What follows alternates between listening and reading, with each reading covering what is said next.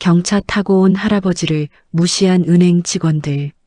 하지만 그 노인이 2천억 예금주라는 걸 알게 된 순간 지점 전체가 멈춰섰습니다. 외모와 차림새로 사람을 판단한 이들. 그리고 모든 것을 뒤바꾼 한마디. 지금 그 통쾌하고도 뭉클한 이야기를 전해드립니다. 은행이라는 공간은 숫자로 사람을 평가합니다. 얼마를 가지고 있는지, 어떤 차를 타고 왔는지, 어떤 옷을 입었는지로 친절의 크기를 정하죠. 하지만 그날 낡은 경차에서 내린 한 노인이 그 모든 기준을 무너뜨렸습니다. 그가 창구 위에 올린 신분증과 함께 짧게 던진 한마디가 은행 전체를 얼어붙게 만들었습니다. 출금액 2천억입니다. 이야기의 시작은 아주 평범한 아침이었습니다. 서울 외곽 오래된 벽돌집의 창문 너머로 햇살이 잔잔히 흘러내리고 있었죠. 박철수, 올해 72살. 구로공단에서 섬유공장을 일고 한때 박 회장님으로 불렸던 사람. 하지만 지금은 조용히 LP판을 듣고 마당에 고양이 밥을 챙기며 사는 노인이었습니다. 여보, 오늘도 그 옷 입어요? 아내가 묻자 철수는 웃으며 말했습니다. 편한 게 최고야. 어디 쇼 보러 가나? 옷장은 명품 정장으로 가득했지만 그는 늘 낡은 면바지와 회색 점퍼를 집어들었습니다. 손끝엔 세월의 주름이 묻어 있었죠. 마당엔 세 대의 차가 나란히 서 있었습니다. 7억짜리 롤스로이스, 3억짜리 벤츠, 그리고 구석에 조용히 있는 낡은 빨간 마티즈. 철수는 망설임 없이 마티즈 키를 들었습니다. 오늘은 이걸로 나가야지. 주차하기도 편하니까. 그날의 목적은 단순했습니다. 좋아하던 LP 가게에 새 음반이 들어왔다는 문자를 받고 잠깐 들렀다 돌아오는 길이었죠. 그러나 늘 이용하던 주차장이 공사 중이었습니다. 차를 몰고 몇 바퀴를 돌던 철수는 하늘저축은행이라는 간판이 붙은 5층짜리 건물 앞에서 차를 세웠습니다. 건물 옆 주차장 입구엔 중년의 관리인이 서 있었죠. 어디 가시려고요? 옆 가게 좀 들렀다가 은행 볼 겁니다. 은행 업무 볼 때만 주차 가능해요. 관리인의 목소리는 거칠고 단호했습니다. 예금 상품 알아보려는데요. 상담만 하실 거면 안 됩니다. 그냥 주차하려는 거잖아요. 순간 철수는 잠시 입술을 달싹였지만 곧 삼켰습니다. 그럼 은행 먼저 가겠습니다. VIP 전용 자리는 고급차만 됩니다. 저쪽 구석으로 대세요. 철수는 묵묵히 차를 옮겼습니다. 텅 빈 자리가 있었지만 그는 햇볕도 닿지 않는 구석에 차를 세웠죠. 은행 안은 차가운 에어컨 바람이 돌고 대리석 바닥엔 사람들의 발소리만 울렸습니다. 철수는 대기표를 뽑고 의자에 앉았습니다. 그의 낡은 신발 위로 사람들의 시선이 잠깐 스쳤죠. 한 직장인 남성이 먼저 창구로 불렸습니다. 직원은 환한 미소로 인사했습니다. 어서 오세요. 무엇을 도와드릴까요? 그 모습을 보며 철수는 잠시 웃었습니다. 저런 태도로만 대해준다면 얼마나 좋을까. 드디어 번호가 불렸습니다. 25번 손님, 3번 창구로 오세요. 그는 천천히 걸어가 창구 앞에 섰습니다. 여직원의 명찰에는 송미래라고 적혀 있었습니다. 고개도 들지 않은 채 기계적인 목소리가 흘렀죠. 무슨 업무세요? 주차권 좀 받을 수 있을까요? 주차권은 예금이나 적금 가입하셔야 드려요. 얼마 이상이요? 100만 원 이상이요. 말투엔 이미 귀찮음이 묻어 있었습니다. 철수는 조용히 고개를 끄덕였습니다. 그럼 출금하고 100만 원 예금 들게요. 철수는 단정한 목소리로 말했습니다. 그 말에 직원은 잠깐 눈을 올려 철수를 쳐다보더니 비죽 웃으며 말했죠. 출금은 얼마 하시게요? 철수는 잠시 숨을 고르듯 조용히 대답했습니다. 조금 큰 금액입니다. 옆 창구에서 듣고 있던 남직원이 툭 끼어들었습니다. 할아버지가 그렇게 큰 돈 있으시면요. 전 여기 지점장도 아니고 은행장입니다. 조롱이 담긴 그 웃음에 몇몇 직원과 고객들까지 킥킥거렸습니다. 철수는 말없이 가죽 지갑을 열었습니다. 그리고 손가락이 약간 떨리는 와중에도 신분증을 조용히 꺼내 창구 위에 놓았습니다. 출금액 2천억입니다. 공기가 무겁게 가라앉기 시작했습니다. 웃음이 사라지고 눈빛이 굳었습니다. 창구 안쪽의 키보드 소리도 멈췄습니다. 그리고 긴 정적 속에서 모든 사람의 시선이 철수를 향했습니다. 출금액 2천억입니다. 말이 끝나자 은행 전체에 묘한 정적이 흘렀습니다. 처음엔 장난으로 여겼던 직원들. 하지만 철수의 눈빛은 흔들림 없었고 창구 위에 올려진 신분증은 그저 장난으로 보기엔 너무 조용하고 너무 진지했습니다. 3번 창구의 여직원 송미래는 순간 당황한 기색을 감추지 못했죠. 그러다 피식 웃으며 물었습니다. 혹시 2천원이요? 아니면 2만원이요? 아닙니다. 2천억 원 맞습니다.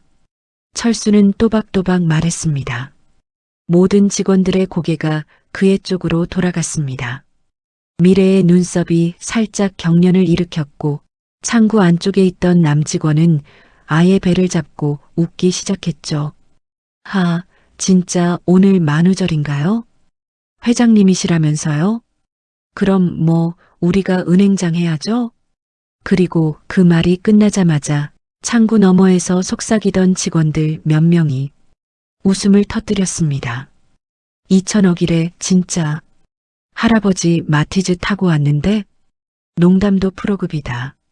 철수는 아무 말 없이 그들의 얼굴을 천천히 쳐다봤습니다. 그 눈빛에는 분노도 수치도 없었죠. 그저 단단함만이 남아 있었습니다. 손가락은 살짝 떨렸지만 철수는 조용히 말했습니다. 시간 드릴 테니 확인하세요. 송미래는 어쩔 수 없이 신분증을 스캐너에 올렸습니다.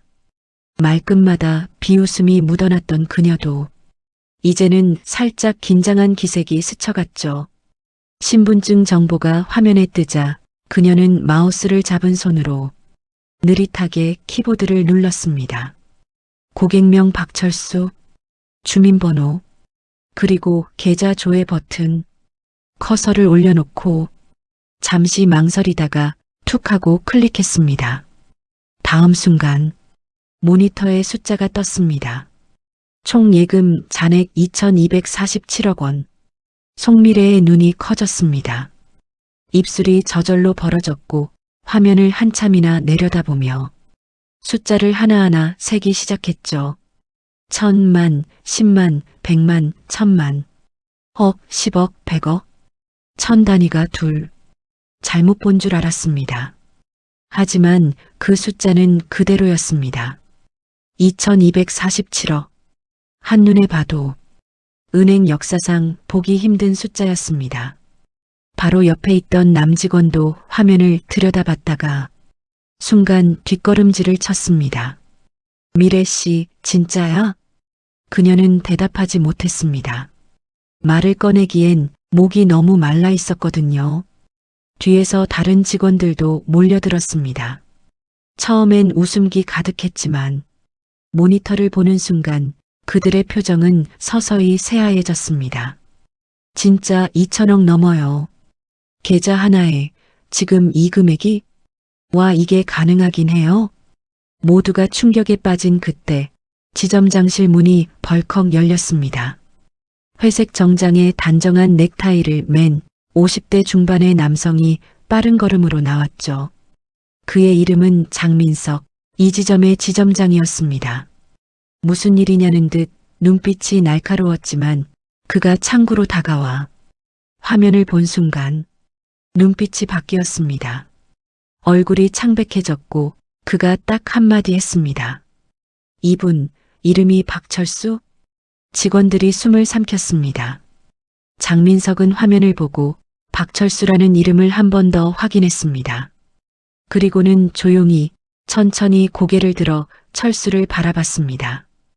혹시 박철수 회장님 되십니까? 철수는 조용히 고개를 끄덕였습니다. 말 한마디도 표정 하나도 크게 달라지지 않은 채 말이죠. 그렇습니다. 지점장은 바로 허리를 숙였습니다. 90도로 아주 깊게. 회장님 정말 죄송합니다. 그 순간 은행 안은 숨이 멎은 듯 조용해졌습니다. 모두가 숨을 죽이고 그 장면을 지켜봤습니다. 단 몇 분 전까지만 해도 웃음이 떠나지 않던 얼굴들이 지금은 모두 굳은 채 말을 잃은 상태였습니다. 제가 본점에 있을 때도 회장님 성함은 많이 들었습니다. 저희 최대 예금 주시고. 지점장님, 철수가 입을 열었습니다. 목소리는 낮았지만 단단했고 모든 사람의 귀에 맑게 들렸죠. 신뢰는 무너졌습니다. 민석의 어깨가 움찔했습니다. 제가 직접 들은 건 아닙니다만 물어보세요. 직원들에게. 철수의 말에 지점장은 천천히 고개를 돌렸습니다. 그리고 송미래를 향해 조용히 물었습니다. 무슨 일이 있었습니까? 은행 안은 아직도 조용했습니다. 누구 하나 쉽게 말을 꺼내지 못하던 그 순간 지점장 장민석의 시선이 창구 직원 송미래에게 멈췄습니다. 그는 아주 조용하게 그러나 단호한 목소리로 말했죠. 송미래 씨, 무슨 일이 있었습니까? 미래는 입을 떼지 못했습니다. 손끝은 차갑게 얼어 있었고 입술은 말라붙은 채 벌어지지 않았습니다.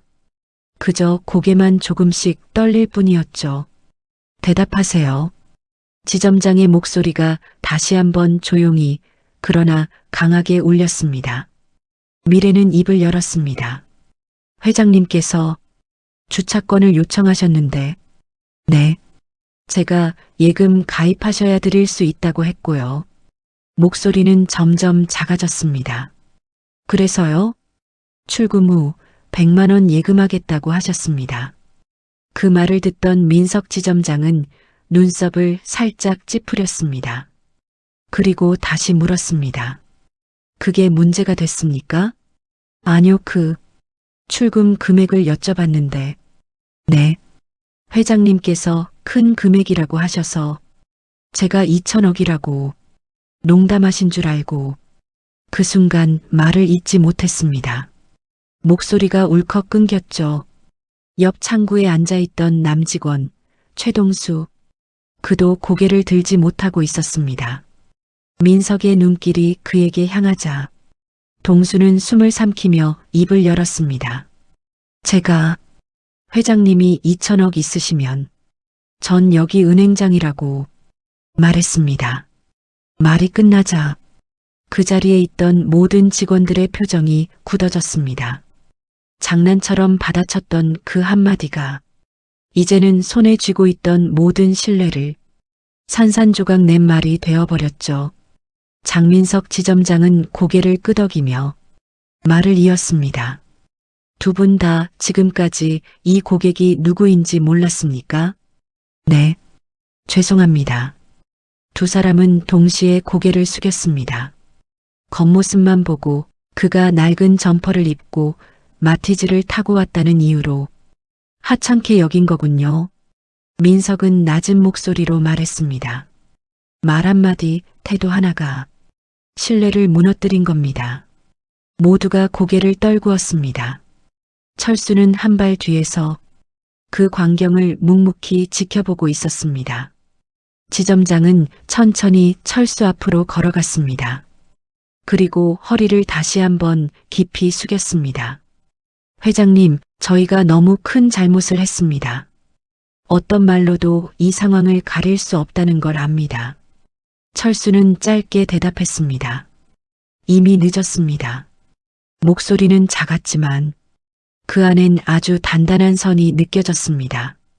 이 은행에 제가 2247억을 맡겼습니다. 그 돈보다 더 오래 맡긴 건 신뢰였습니다. 그 신뢰는 방금 당신 직원들의 웃음소리 속에서 깨졌습니다. 말이 끝나자 공간 안의 공기까지 무거워졌습니다. 철수는 다시 송미래와 최동수를 향해 말했습니다. 나는 예금액으로 사람을 판단하지 않습니다. 하지만 당신들은 차림새 하나로 사람을 농락했죠. 동수는 울먹이며 고개를 숙였습니다. 정말 죄송합니다. 진심으로 사과드립니다. 미래도 눈에 눈물이 고인 채 입을 떼지 못하고 있었습니다. 그때 철수는 고개를 돌려 지점장을 향했습니다. 지점장님, 네, 회장님, 전액 출금하겠습니다. 그 말에 민석의 눈이 커졌습니다. 전액이요? 네. 2247억 전부. 현금이든 이체든 오늘부터 절차를 밟아주세요. 기록 남기지 않으셔도 됩니다. 공식적인 항의도 하지 않겠습니다. 다만 이 지점과의 인연은 여기까지입니다. 지점장은 말없이 고개를 끄덕였습니다. 그 말은 폐쇄와도 같은 선고였습니다. 고객 한 사람의 이탈이 아니라 지점의 존립 자체를 위협할 수 있는 엄청난 여파였으니까요. 철수는 신분증을 챙기고 천천히 창구를 돌아섰습니다. 그리고 로비로 나가기 전 잠시 발을 멈췄습니다. 100만 원은 예금해 주세요. 주차권을 받아야 하니까. 그 말에 직원들 모두 고개를 들지 못했습니다. 그리고 아무도 웃지 않았습니다.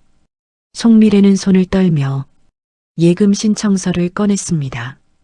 1년 정기예금 맞으시죠? 네. 감사합니다.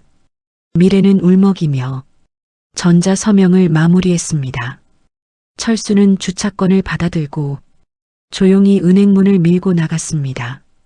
그를 바라보는 로비의 사람들, 관리인, 그리고 뒤늦게 몰려든 다른 직원들까지 아무 말도 할 수 없었습니다. 단지 그 낡은 점퍼 뒷모습만 조용히 지켜볼 뿐이었습니다. 은행의 유리문이 조용히 닫히는 순간 그 안의 공기마저 무거워졌습니다. 마치 누군가 바늘로 풍선을 살짝 찌른 것처럼 부풀어 있던 자만심이 터지고 그 자리에 침묵만 흩어졌습니다. 지점장 장민석은 말없이 서 있었습니다. 창구 앞도 대기석도 어딘가 어색하고 싸늘했죠. 철수라는 이름의 노인이 남긴 건 단순한 예금 해지가 아니었습니다. 그건 사람을 어떻게 대할 것인가라는 질문 하나였습니다. 그리고 그 질문에 이 은행은 처참히 실패한 대답을 내놓은 셈이었습니다. 그날 오후 민석은 본점으로부터 전화를 받았습니다. 예금 해지와 출금 신청 내역이 고스란히 본점 보고라인에 올라간 것이었죠. 장 지점장, 무슨 일이 있었습니까? 본점 감사팀의 목소리는 싸늘했습니다. 최대 예금주가 왜 일괄 인출을 요청했죠? 민석은 머뭇거렸습니다. 사실대로 말할 수밖에 없었습니다. 직원들이 겉모습만 보고 고객을 조롱했습니다.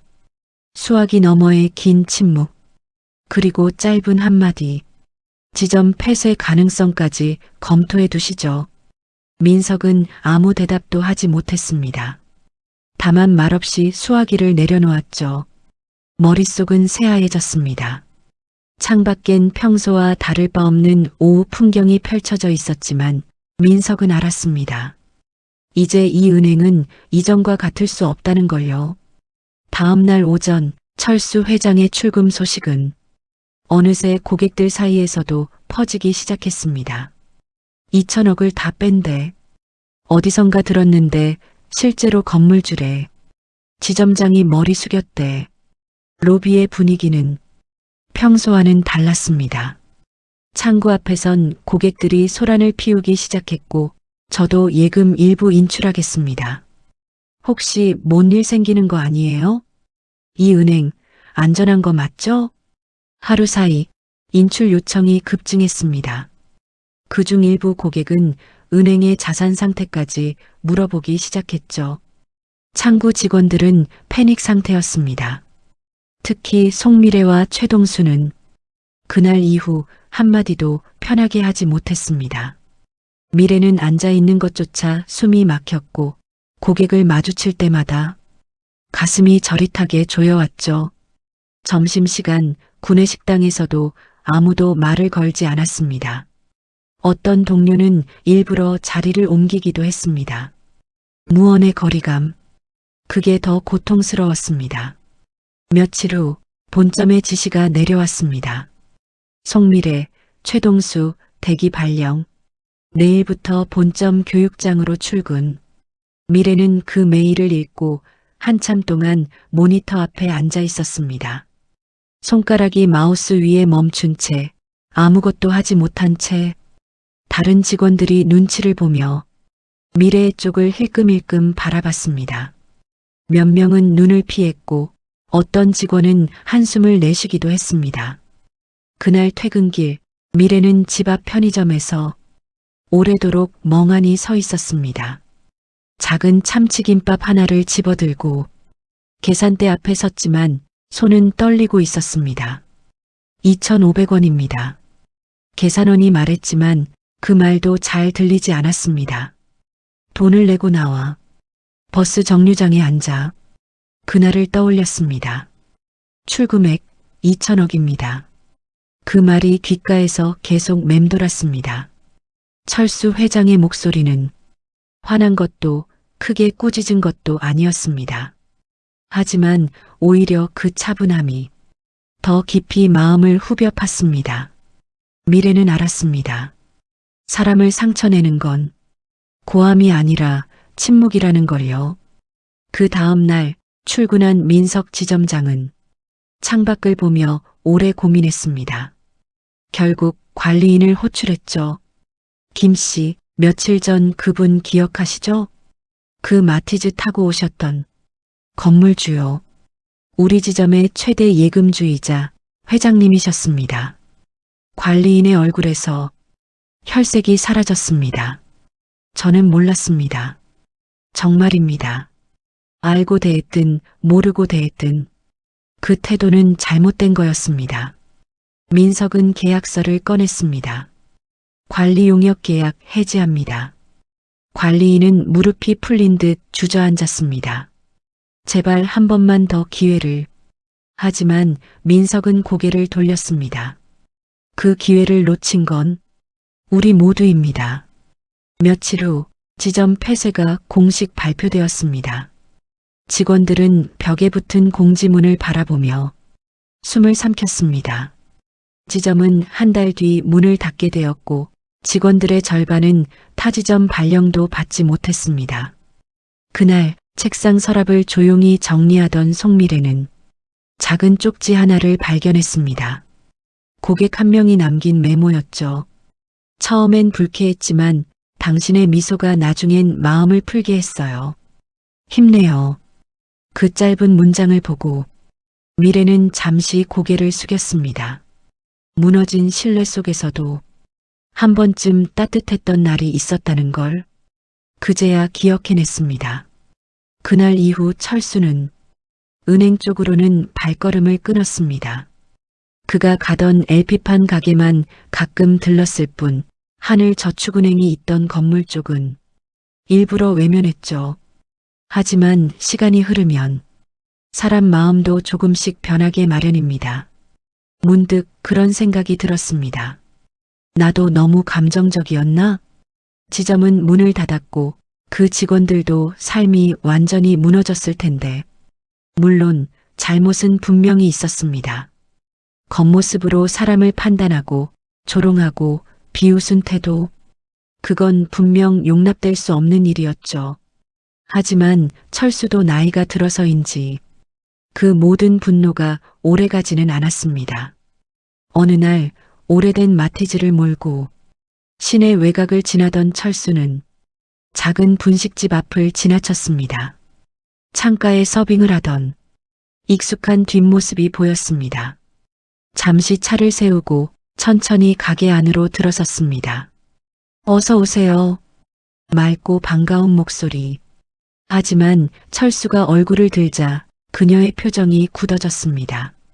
송미래, 은행 창구에 앉아 그를 처음부터 끝까지 무시했던 그 직원이었습니다. 앞치마를 두르고 땀이 묻은 얼굴로 서 있는 그녀는 더 이상 은행원이 아니었죠. 회 회장님, 그녀의 손에 들린 주문지가 바닥으로 툭 떨어졌습니다. 철수는 고개를 끄덕이며 조용히 말했습니다. 떡볶이 하나 주세요. 네네, 알겠습니다. 미래는 뒷걸음질 치듯 주방으로 향했습니다. 그의 방문이 당황스럽고 무서웠지만 동시에 한편으론 반가웠습니다.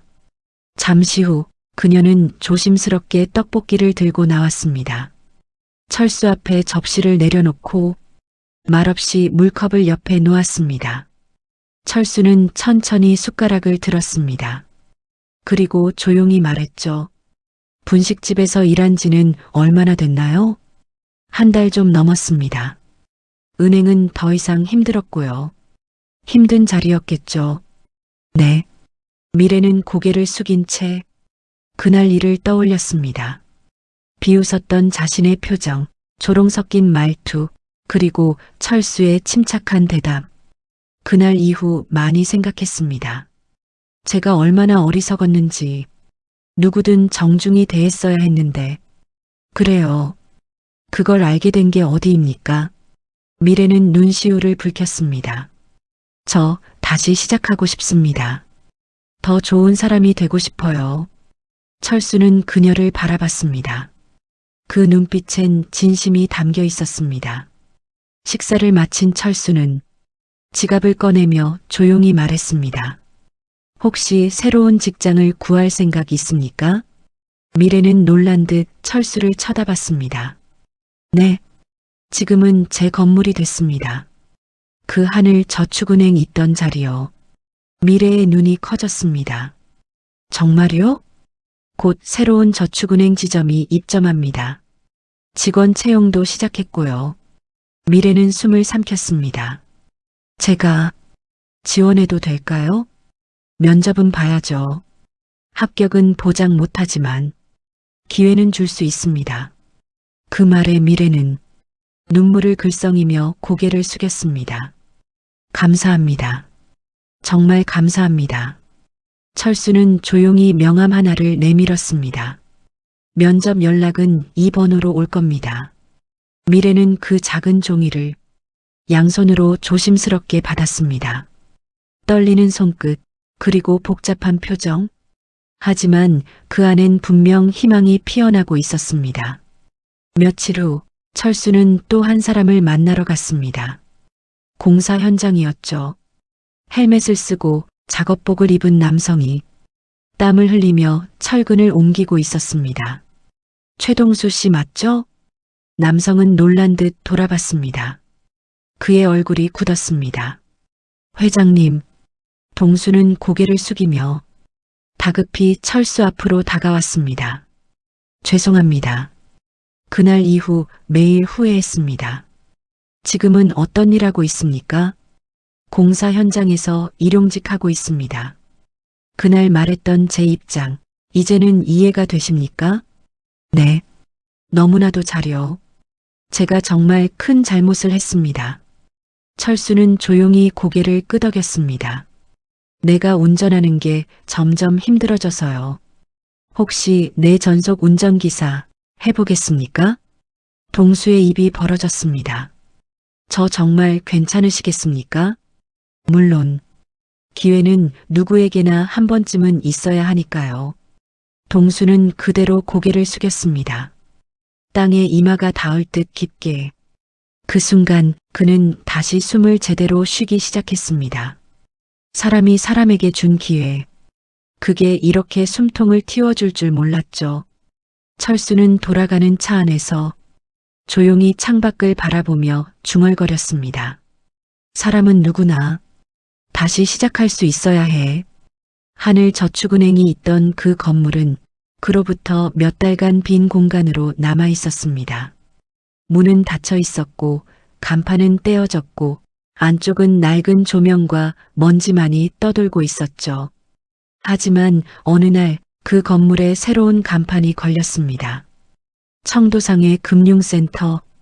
이름은 은행 같지 않았지만 실제로는 철수 회장이 직접 운영하는 신개념 중소형 금융기관이었습니다.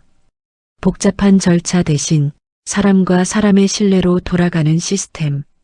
VIP 룸도 없고 유리 파티션도 없는 그런 공간이었죠. 누구나 평등하게, 누구나 따뜻하게 대접받을 수 있도록. 내부 인테리어 공사가 마무리되고 개점 한 달 전부터 채용 공고가 나갔습니다. 그리고 어느 날 면접장 문을 조심스럽게 열고 들어온 얼굴이 있었습니다. 하얀 셔츠를 입고 머리를 단정히 묶은 여성. 손에는 흰색 파일과 자기소개서가 들려 있었죠. 송미래였습니다. 그녀는 면접실 의자에 앉기 전까지 손을 여러 번 비볐고 숨을 길게 들이마셨습니다. 면접관으로 앉아있던 철수는 그 모습을 조용히 지켜봤습니다. 송미래 씨, 지난 몇 달 동안 어떤 마음으로 지내셨습니까? 반성했습니다. 그녀는 망설임 없이 대답했습니다. 제가 얼마나 사람을 쉽게 판단했는지, 제가 어떤 표정을 지었는지를 밤마다 떠올리며 지냈습니다. 그때 제가 했던 말, 그때 제가 보였던 태도, 모두 돌이킬 수 없다는 것도 잘 압니다. 철수는 고개를 끄덕였습니다. 그런데 왜 다시 금융 쪽으로 오시려 합니까? 이번에는 다르게 일하고 싶어서요. 사람을 숫자로 보지 않고 그 사람이 가진 이야기를 먼저 듣는 그런 직원이 되고 싶습니다. 면접실 안은 고요했지만 그 고요함 속엔 깊은 울림이 있었습니다. 철수는 조용히 미소 지었습니다. 좋습니다. 출근은 다음 주 월요일입니다. 미래의 눈이 순간 커졌습니다. 저 합격인가요? 네. 당신이 보여준 반성, 그것도 하나의 자격이니까요. 그녀는 고개를 깊이 숙였습니다. 그리고 말했습니다. 기회 주셔서 정말 감사합니다. 며칠 뒤 다른 한 사람도 조용히 그 공간에 들어섰습니다. 운전기사 유니폼을 단정하게 갖춰 입고 손등엔 흙이 조금 묻은 채 최동수였습니다. 그는 이제 철수의 차량을 책임지고 있었고 운전대에 앉을 때마다 지난날의 실수를 절대 잊지 않겠다는 다짐을 품었습니다. 동수 씨, 새 은행에서 주차 관리까지 맡아보는 건 어때요? 제가요? 은행 직원은 아니지만 고객을 제일 먼저 맞이하는 얼굴이죠.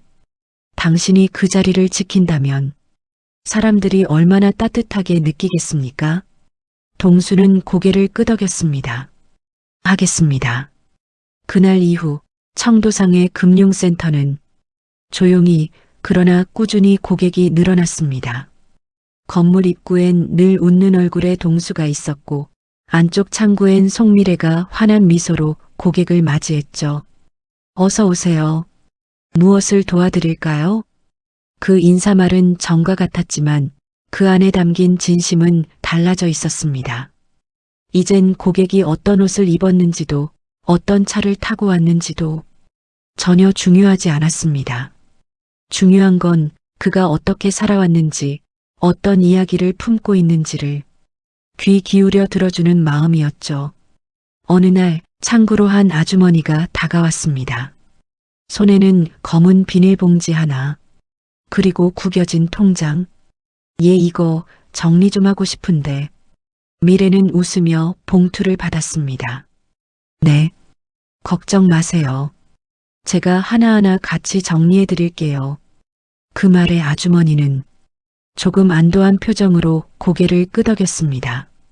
이전의 미래였다면 잠깐 눈빛을 흘기거나 건성으로 응했을지도 모릅니다. 하지만 지금의 그녀는 그 손에 묻은 세월과 고단함을 그대로 존중하고 있었습니다. 철수는 그런 모습을 멀리서 바라보며 조용히 미소를 지었습니다. 이 은행은 더 이상 장고로 사람을 판단하지 않았고 사람의 속을 들여다보는 곳이 되었으니까요. 그리고 무엇보다 상처받았던 이들이 다시 사람으로 설 수 있는 공간이 되었으니까요. 청도상의 금융센터가 문을 연 지 2달.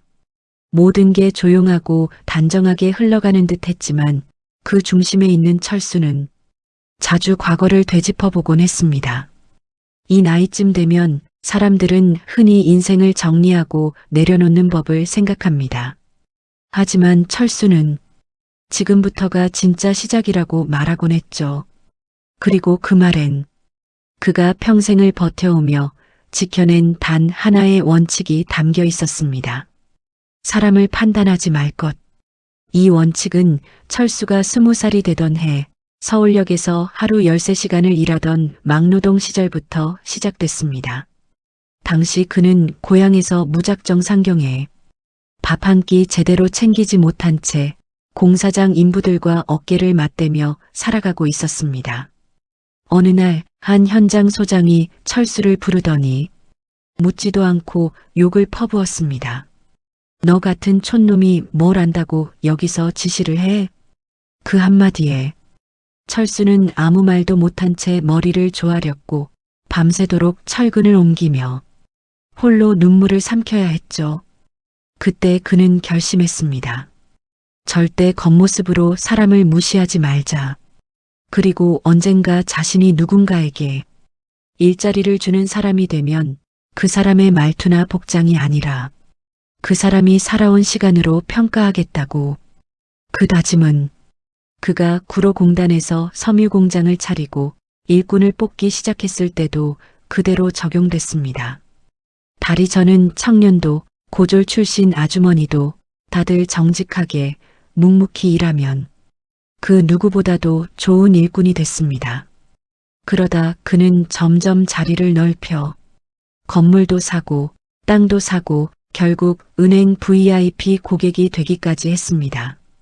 하지만 이상하게도 그가 가진 돈이 많아질수록 주변의 태도도 바뀌었습니다.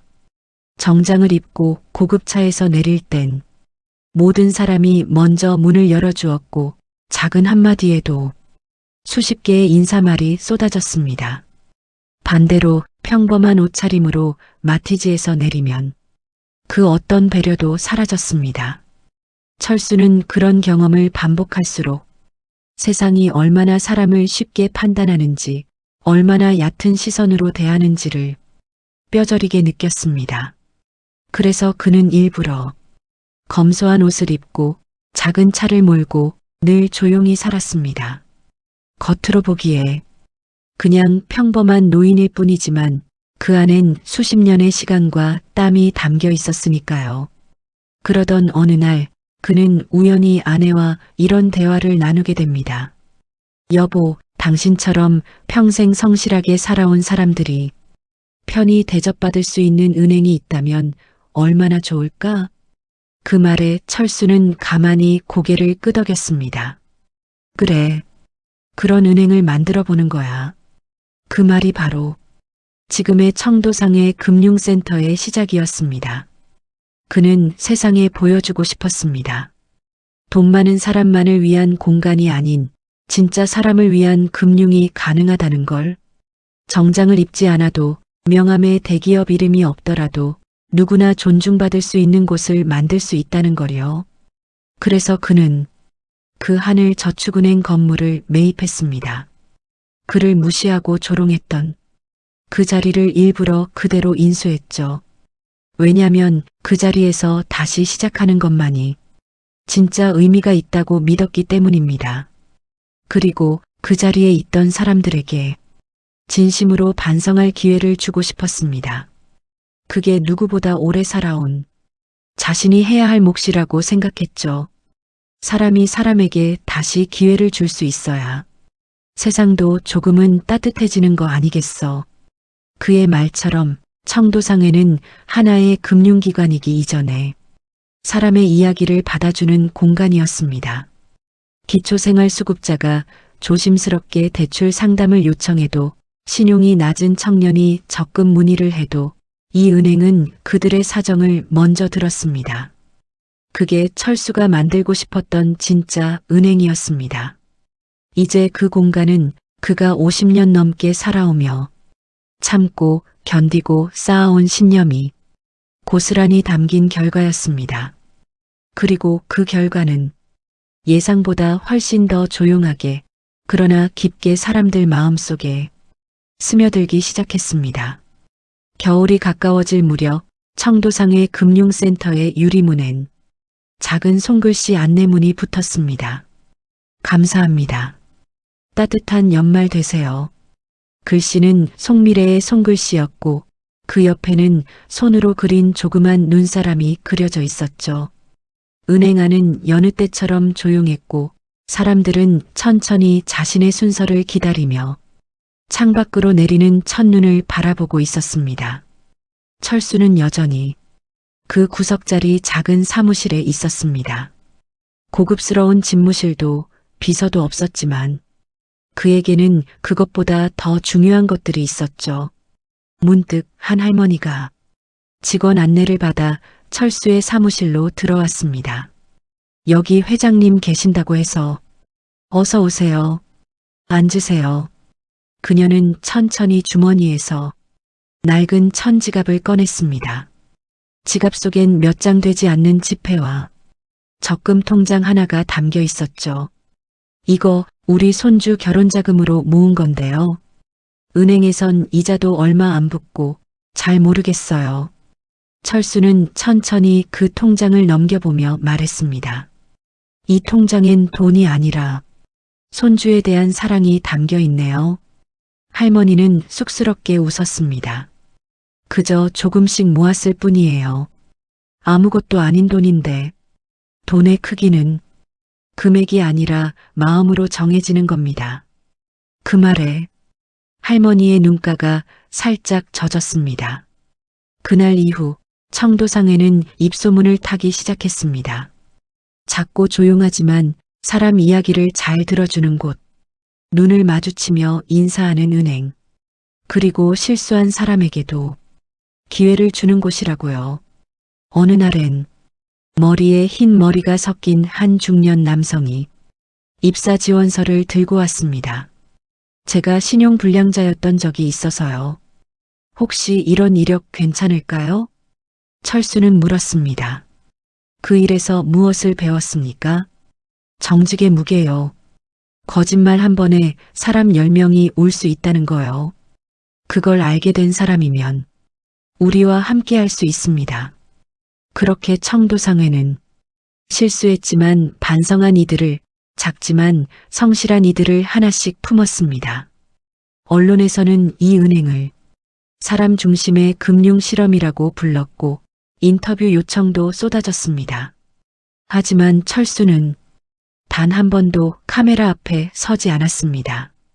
제가 중요한 게 아닙니다. 이 공간을 채우는 사람들이 중요한 거죠. 그의 이름은 점점 외부에서 잊혀졌지만 은행 안을 드나드는 사람들에게는 조용한 따뜻함으로 남았습니다. 그러던 어느 날 한 통의 편지가 철수에게 도착했습니다. 손글씨로 꾹꾹 눌러 쓴 편지. 회장님, 예전 저희 어머니가 은행에서 대출 상담을 받으셨던 적이 있습니다. 당신은 어렵고 힘든 시기였는데 그날 어떤 직원분이 손을 꼭 잡아주시며 힘들겠지만 당신 같은 분이 꼭 잘 살아야 해요라고 하셨대요. 그날 이후 어머니는 매일 아침 그 말을 떠올리며 버티셨습니다. 그리고 지금 저도 그 말 덕분에 대학을 졸업하고 새 삶을 살고 있습니다.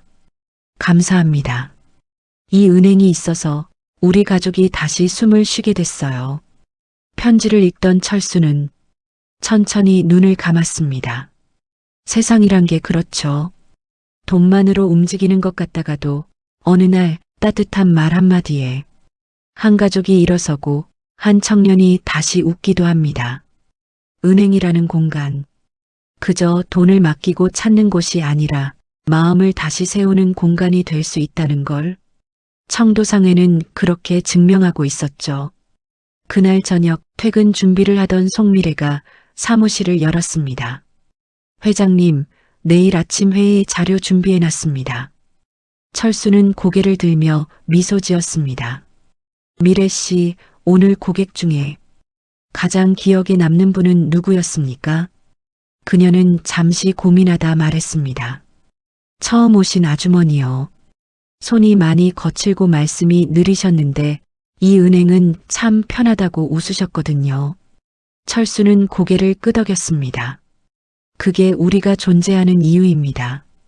그의 목소리는 작았지만 그 누구보다 확신에 차 있었습니다. 그리고 문득 철수는 창밖을 바라보았습니다. 가로등 불빛 아래 눈이 살짝 날리고 있었고 마티즈는 여전히 주차장 구석에 조용히 서 있었습니다. 작고 낡았지만 그 차는 누군가에게 세상을 바꾸는 첫걸음이 되어 주었습니다. 그리고 철수는 알고 있었습니다. 누군가를 바꿔야 세상이 변하는 게 아니라 단 한 사람의 진심이 모두를 따뜻하게 물들일 수 있다는 걸요. 은행은 조용히 문을 닫았고 철수는 천천히 등을 기대며 속으로 중얼거렸습니다. 이 정도면 괜찮은 하루였어. 마이너스. 여기까지가 마티즈를 탄 한 노인이 세상을 따뜻하게 바꾼 이야기였습니다. 겉모습 하나로 판단하지 않고 사람의 진심을 믿어준 한 사람의 용기가 이 작은 동네의 공기를 바꿨습니다. 우리도 언젠가 누군가에게 그런 온기가 될 수 있을까요? 고맙습니다. 여러분의 이야기 언제든 기다리겠습니다.